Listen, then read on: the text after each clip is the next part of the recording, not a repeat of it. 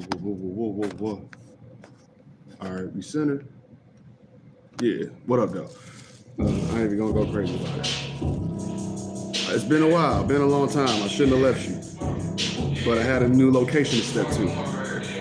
And with that being said, live from Live Detroit Live Studios, you are in tuned to the Intelligent Talk Show, episode 13. We talk about shit that piques my interest with a little bit of intelligence. You know, we talk about normal shit, things of that nature. Maybe special guests every once in a while, and they pull up. You never know. Shoot, got special guests up in here right now. I ain't gonna tell you who. But you know how we normally start off the show. We talk about football first, namely my Lions. But right now it's March, and the football season is over with. But we didn't even talk about what happened. You know what I'm saying? Congratulations to the Kansas City Chiefs, 3-time Super Bowl champions. Beat the Niners like I knew they would, because Brock Purdy ain't no Patrick Mahomes. There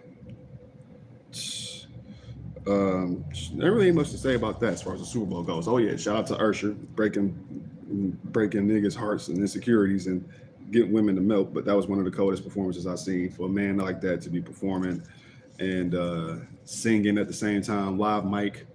You know, some people can do it with a live mic, some others can't. You know, Alicia Keys cracked that shit.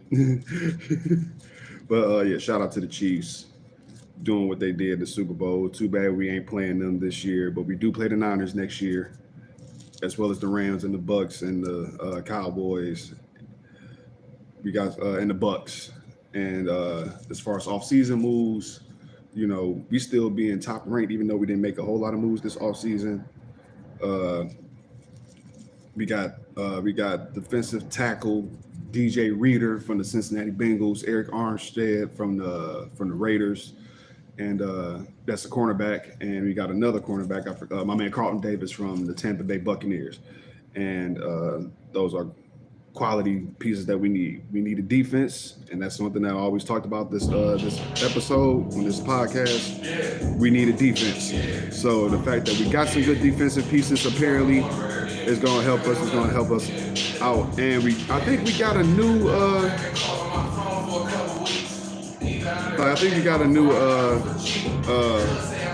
receiver, a new safety. I'm not sure, but anybody to replace Cam Sutton would be a help.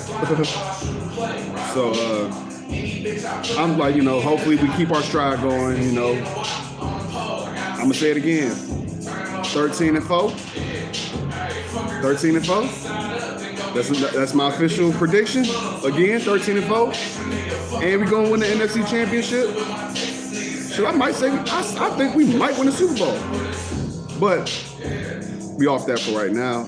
Like I said, it's off season, so unless there's more developments in the off season that happen, I know that Brad Holmes and Dan Campbell, they are here to stay for at least a good 2-3 years. It's not for multiple years, I'm sure of that. So I'm looking forward to seeing what they're going to do, and I'm looking forward to seeing what we might do on the draft.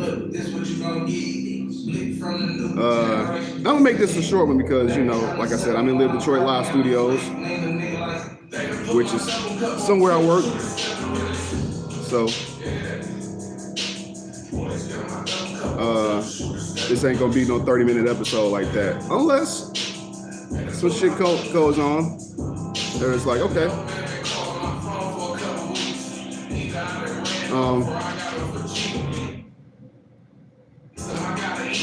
But if he had the plug first, he'd just lie to me. This ain't what you want, but this what I got it for cheap. I know I don't normally roll up during episodes, but a little bit more freedom. This is one of the few episodes you don't see me inside like this. This is the second episode you see me inside. The first one was the live show when we was watching the Rams. The second one was at my last location. But this time, you're going to see me loose, I guess. But,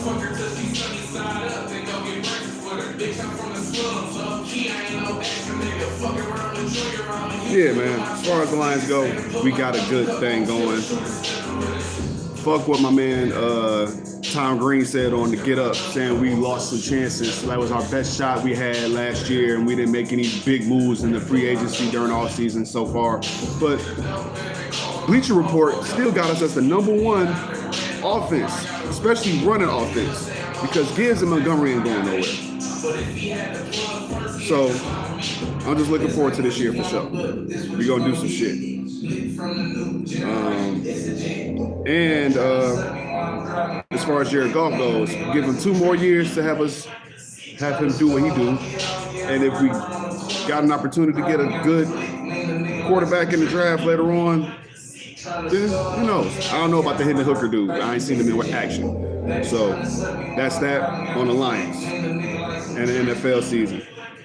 I ain't saying nothing about the Pistons because they're eliminated out of any contention. God damn it. So, next subject. Something I've been excited for a second.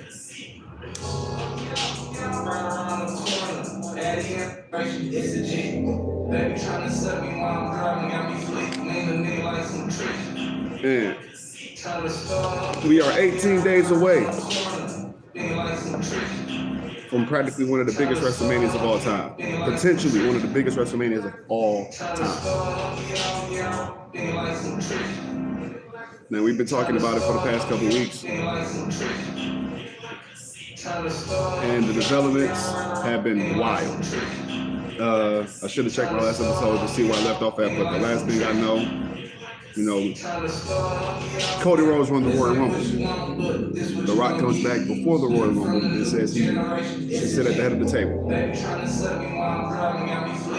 So after Cody wins the Royal Rumble, he declares that he wants Roman Reigns, but he informs Roman Reigns that he's not fighting at WrestleMania. Instead, The Rock will be fighting at WrestleMania. Then there's a WrestleMania press conference at Vegas where The Rock and Roman Reigns set up their match.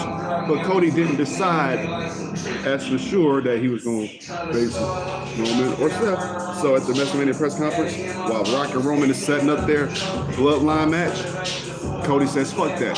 Roman, I want you at Mania. The Rock is upset. Slaps Cody, and it's up.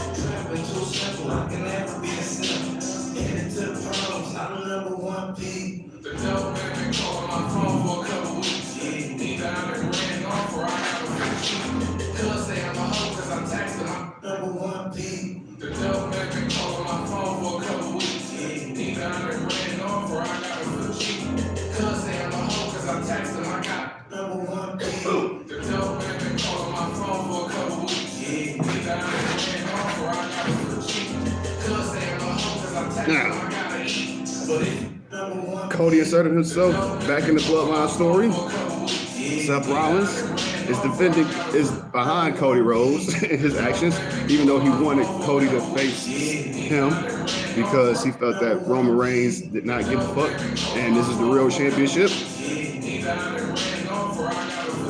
The Rock later aligns himself with the bloodline, and it's looking like he's trying to be the head of the bloodline. As I predicted before this shit even happened. He's the head of the table, been the head of the table. He is the board head of he is part of the board of directors in TKO, which is owner of the WWE and UFC, or Endeavor mainly. But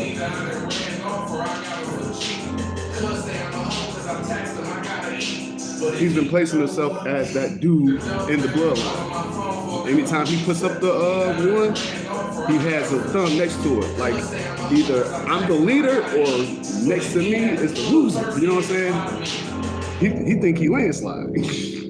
But no, but The Rock turned heel, turned Hollywood Rock heel, which everybody's been loving, be cutting sick ass promos, dissing Cody's story, dissing his family, dissing his mother.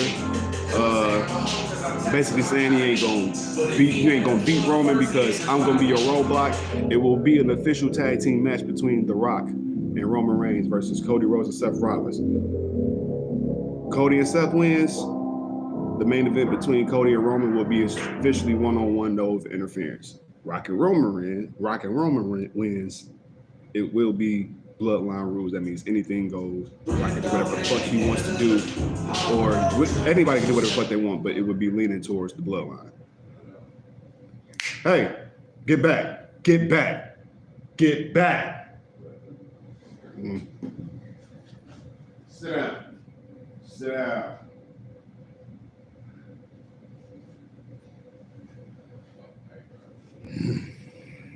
Always got some tame some dogs. Anyway, yeah. So it's getting intense. The Rock has been pulling all crazy promos, like I said. Oh, Cody slaps The Rock back. You know, gets his lick back.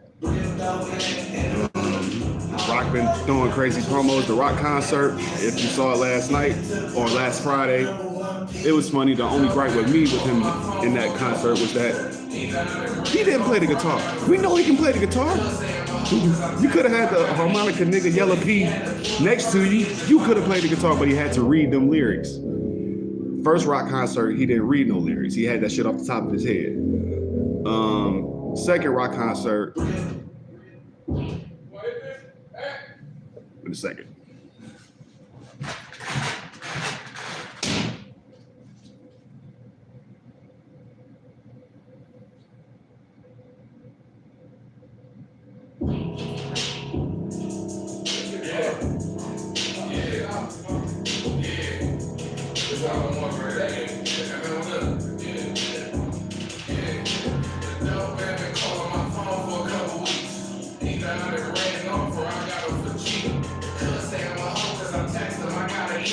But if he had the plug first, he'd just lie to me.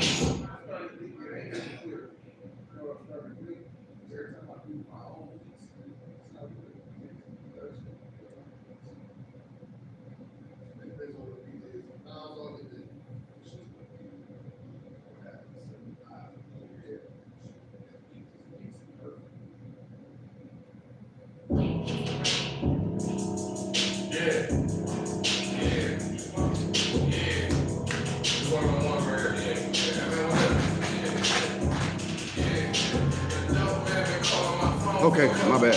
Oh yeah.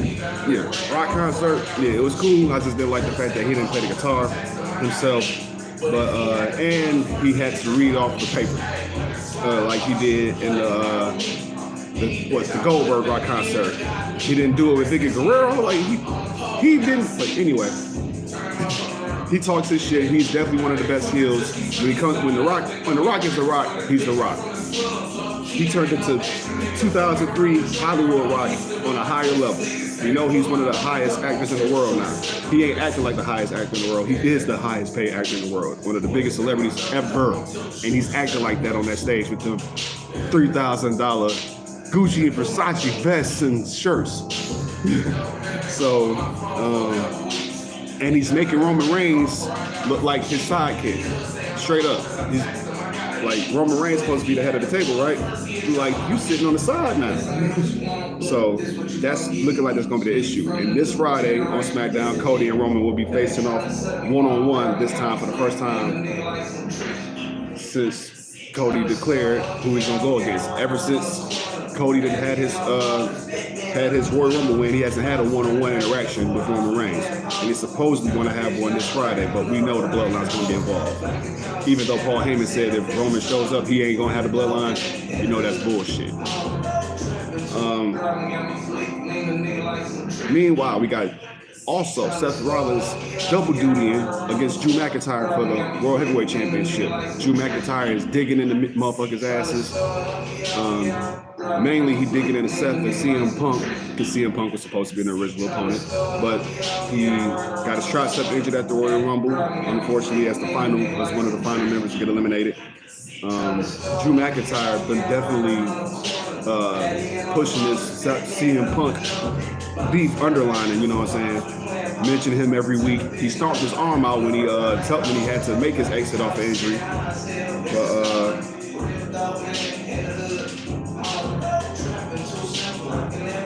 Drew McIntyre is basically like, Seth, I don't give a fuck about the bloodline.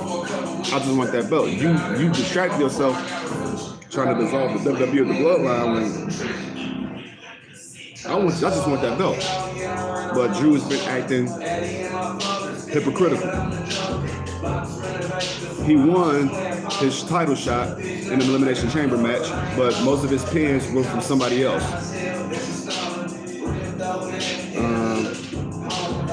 Like, he's basically saying that he wants to win for the locker room, but he's basically doing it for himself because WrestleMania 2020, he had no crowd. And since the crowd came back, he hasn't won a championship.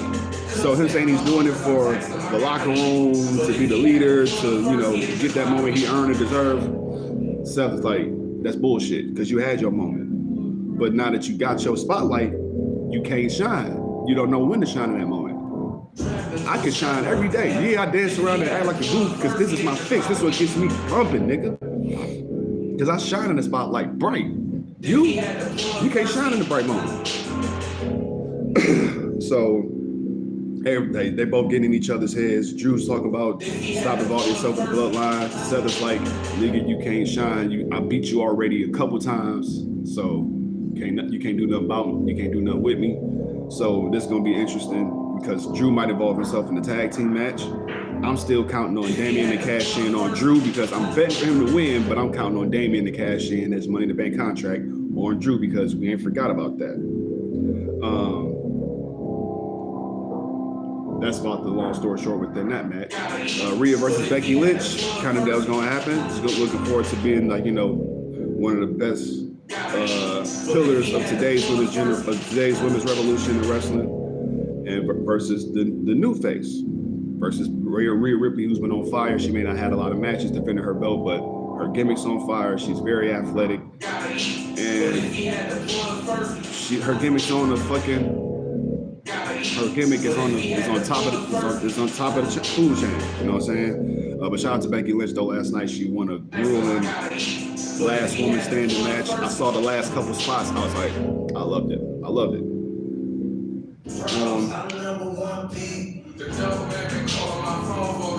Bailey and Io. The whole damage control is against Bailey. Naomi feels bad for her, but Bianca said, hell no. I done had to fuck with her in damage control since her return, since I've been champion. So I don't feel no lick of sorry for Bailey getting her comeuppance in my sense because she kept fucking me up. She tried to take the title from me. And now that she's going against her own people, that ain't my problem. But it looked like Naomi's involving herself. Will Bianca later on get involved? And then we also hear that Asuka has got herself injured last week. So are the Kabuki Warriors are even going to defend their championships at WrestleMania? We don't know. I was hoping for Bianca Belair. I was hoping for Bianca and Jade to team up because Jade was kind of teasing like, I would get y'all bitches. But Bianca, she's like, I ain't fucking with Bailey. So that's definitely seeming improbable with less than 3 weeks away from Mania.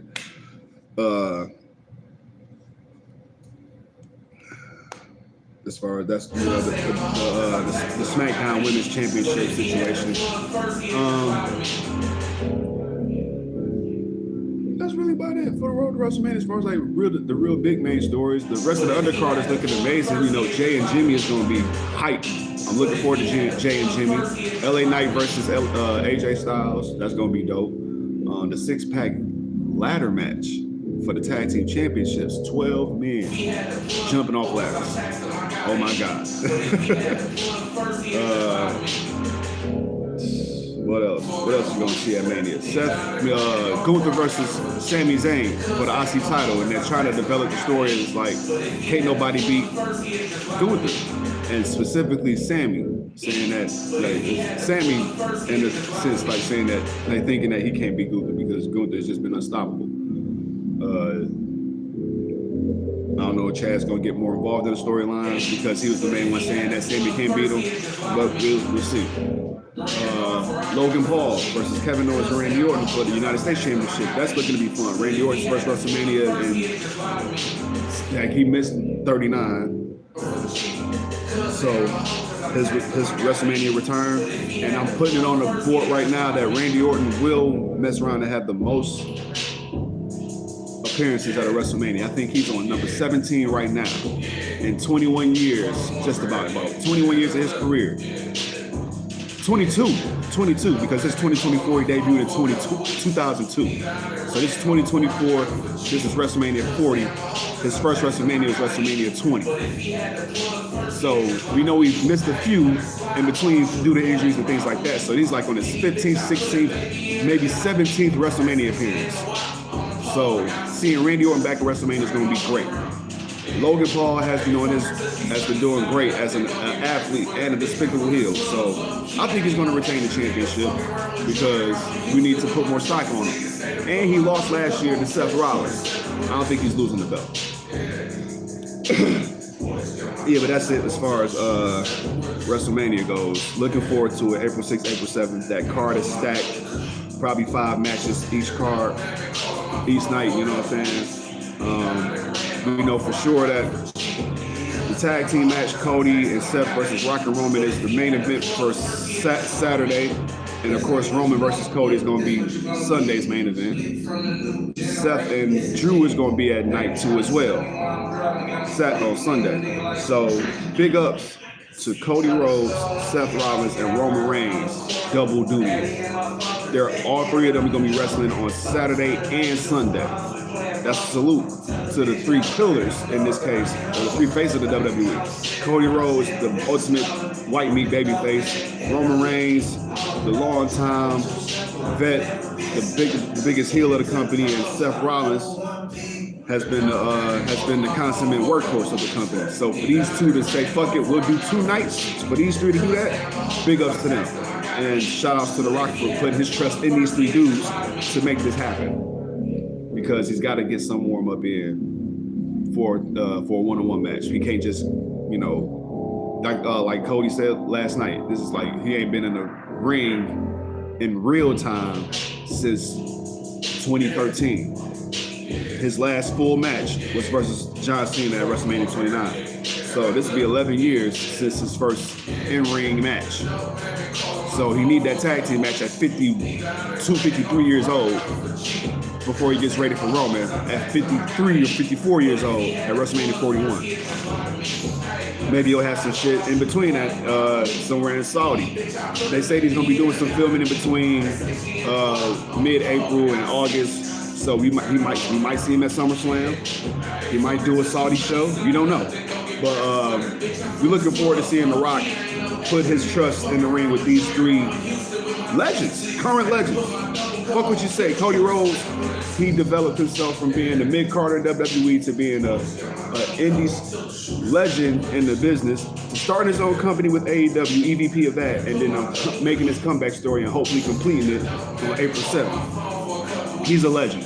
Cody Rhodes, Seth Rollins, Roman Reigns, those 2, Roman and Seth, Colby and Joanna White, those 2 men, they helped shape the WWE how it's been for the past 12 years, since 2012 at Survivor Series. So it's a great thing for The Rock to trust these 3 dudes, because he ain't worked with all 3 of them in that sense, in a full match. In directing segments, yes. You got to remember, The Rock versus CM Punk, Royal Rumble 2013. The Rock got shield bombed a couple times, on camera in the light and one in the dark when the lights went out. So Roman and Seth, they have gotten in contact with The Rock before. The Rock and Cody Rhodes, once again back in 2013. The Rhodes Scholars segment, look that up. Cody Rhodes, that's the first segment he had with The Rock, was the Rhodes Scholars shit on SmackDown. The Rock and the Rhodes Scholars on SmackDown. The Rock, Cody Rhodes, and Damian Sandow. Look that segment up. Some funny shit, but that's I think that's the only first segment that Cody Rhodes has had with The Rock. So he's worked with these dudes before, and he's known their history. But now I'm about to get in the ring with y'all. It's about to be some serious business. So shout out to those 3 for wanting to work with The Rock and saying, "Fuck, we gonna wrestle again the next night." So that's that on that. It's gonna be a big WrestleMania, man. Hopefully, it's gonna be some big shit that we ain't gonna expect that night, that our fantasy booking minds have been clamoring for. Next up, man. Crazy, it's a battle rap song, the battle rapper song on here playing. Y'all hearing some exclusive shit throughout this whole podcast. Thank me.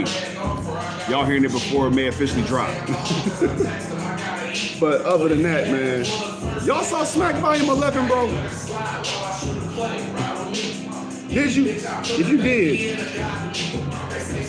make you want to bleach your eyes, right?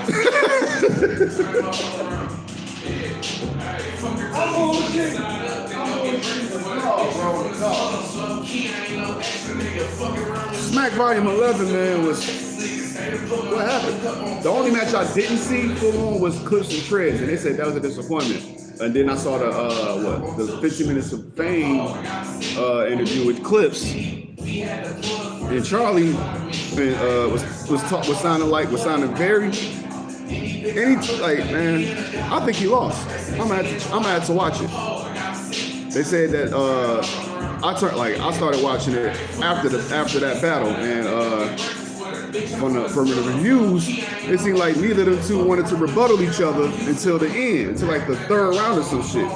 And that's their main attribute, you know what I'm saying? Treads and Clips. So I didn't I'm gonna have to see it for myself. Like, you know what I'm saying? I might not give a review, but maybe I will, maybe I won't. But Hustle and Chess. Damn, man. It's like anytime with Chess, you get a 50-50 chance of him either getting too hyped or him throwing up. You can never get a full battle with this nigga, man. Goddamn, you just got a baby, but that ain't got nothing to do with your bodily fluids. Because that nigga threw up again against Hustle. Last nigga he threw up against before that, retarded. And Hustle zipped him up, man. My favorite bar of that battle was, I know a lot of people like, I was a shapeshifter too, so that's not turned into a daddy. That was fire. But I didn't hear that up front. The line I heard that I love from Hustle, she said, I'm just waiting for it to go down like a Uber price. I said, oh, shit. Yeah.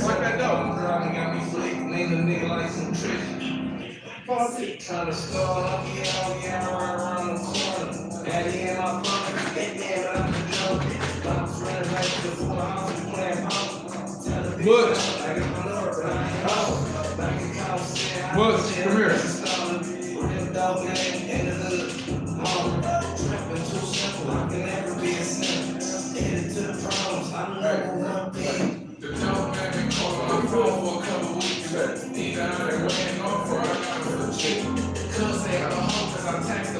Yeah.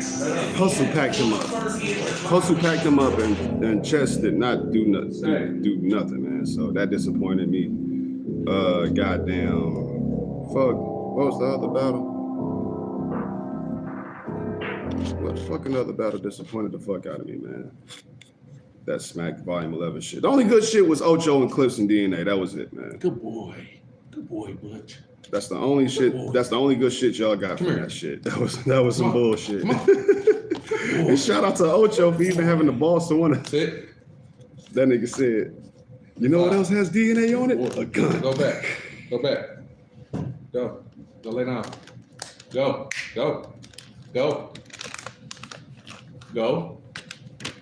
Sit. Come here.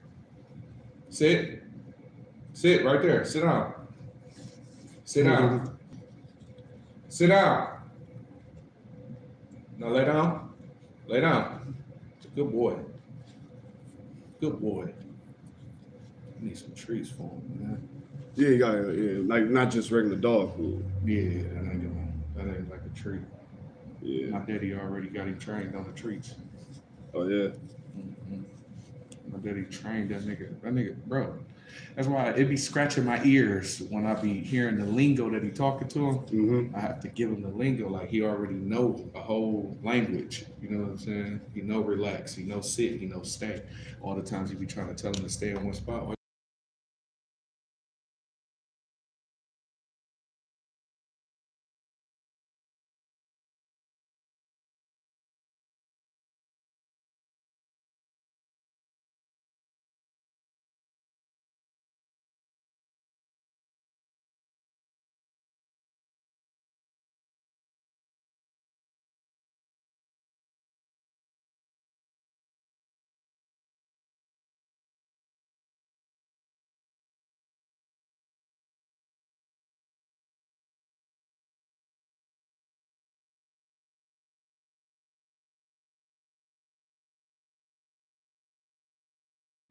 Yeah, bottom line, man. Volume 11 was whack, and I ain't even gonna have too much review over it. Another almost fight from this Oh shit, you motherfucker. live. Yeah, Let me know them things, man. motherfucker standing in my face. Like that's we ain't talking about much. I had it on mute for like a good second. Okay. So, but yeah, man. What? Oh yeah. Volume. Yeah, that shit was whack. I don't even want to rewatch the battles. The only one I want to rewatch is hustling is hustling chess, and that's just because of a few lines. Was that good? Hustle packed him up, and he packed himself up because he did the same shit he did with you. Chess be getting packed up, bro. He's the most overrated nigga, bro, ever. That's a shame, man. Shit. But yeah, Let me see the key. all right.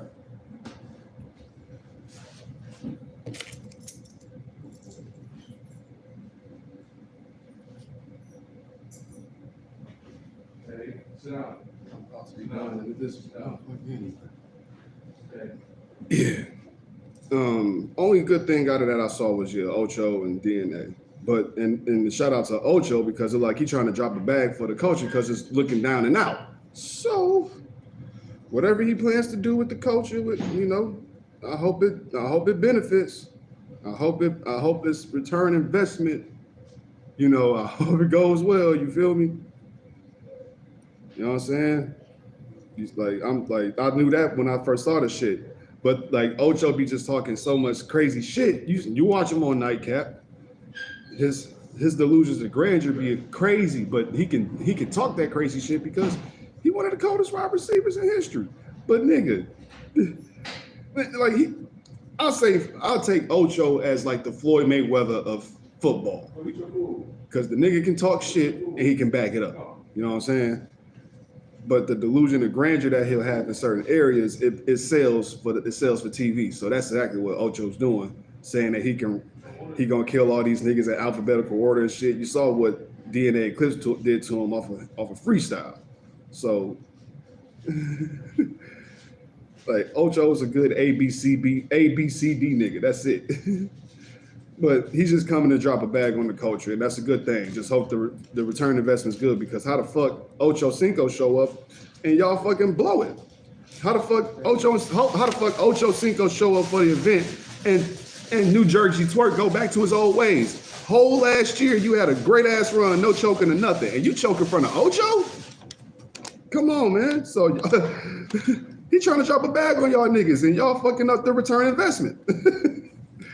So, and then on top of that, you're making niggas think that Lux either got killed or something, or the battle's canceled, whatever the fuck it is. Y'all better figure it out. Shit's funny. But I said this episode wasn't gonna be that long. No way. I just ain't been on here for a while, but I had to update y'all on the situation. So yeah, live from Detroit Live Studios. I will be on here. Maybe special guests on here, maybe not. It may be a WrestleMania watch party. It may not. It may be some other shit. It may not. But we're keeping this shit going. I'm telling y'all that. I told y'all I was gonna update. You see the location. All right. It's definitely different from standing outside in the fucking cold smoking. So that's that on that. From here on out, this is where we're gonna be at until further notice. Until then, I'm out this bitch like newborn puppies. Like, subscribe, follow, all that other good shit. I'm unconventional, so just go get what you get, nigga. I'm out. A blogger?